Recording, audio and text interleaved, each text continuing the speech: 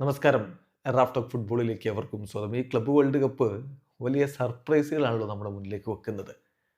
അത്തരത്തിലുള്ളൊരു സർപ്രൈസാണ് മറ്റൊരു ബെല്ലിംഗാം കൂടി ടോപ്പ് ലെവലിൽ മിന്നും പ്രകടനം നടത്തുന്നു. ജോബ് ബെല്ലിംഗാമാണ് ഇന്നലെ മാംലോഡി സൺഡൗൺസിനെതിരെയുള്ള ബൊറൂസിയ ഡോർട്ട്മുണ്ടിന്റെ വിജയത്തിൽ പ്ലെയർ ഓഫ് ദി മാച്ചായി തിരഞ്ഞെടുക്കപ്പെട്ടത്. അദ്ദേഹം ഒരു ഗോളും കണ്ടെത്തുകയുണ്ടായി. മത്സരം വളരെ ഇൻട്രസ്റ്റിംഗ് ആയിരുന്നു. മാംലോഡി സൺഡൗൺസിനെ പോലുള്ളൊരു ടീം ബൊറൂസിയ ഡോർട്ട്മുണ്ടിന്റെ വലയിലേക്ക് 3 ഗോളുകൾ അടിച്ചു കയറ്റി. ഒടുവിൽ 3-4 ഡോർട്ട്മുണ്ട് വിജയിച്ച് കയറുന്നത്.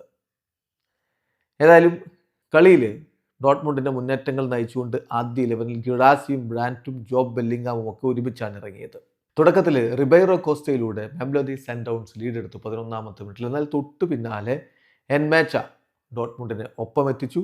ഗിറാസിയുടെ ഗോൾ 34-ാമത്തെ മിനിറ്റിൽ പിറക്കുന്നു. 45-ാമത്തെ മിനിറ്റിൽ ജോബ് ബെല്ലിംഗാമിൻ്റെ ഗോൾ കൂടി വന്നപ്പോൾ ഇടവേള സമയത്ത് 3-1 ലീഡുമായിട്ടാണ് ഡോർട്ട്മുണ്ട് കളിക്കളം വിട്ടത്. രണ്ടാം പകുതിയിൽ 59-ാമത്തെ മിനിറ്റിൽ മുഡാവിൻ്റെ ഓൺ ഗോൾ കൂടി വന്നപ്പോൾ 4-1 ലീഡായി. എന്നാൽ അങ്ങനെ അങ്ങ് വിട്ടുകൊടുക്കാൻ തയ്യാറായിരുന്നില്ല മാംലോഡി സൺഡൗൺസ്.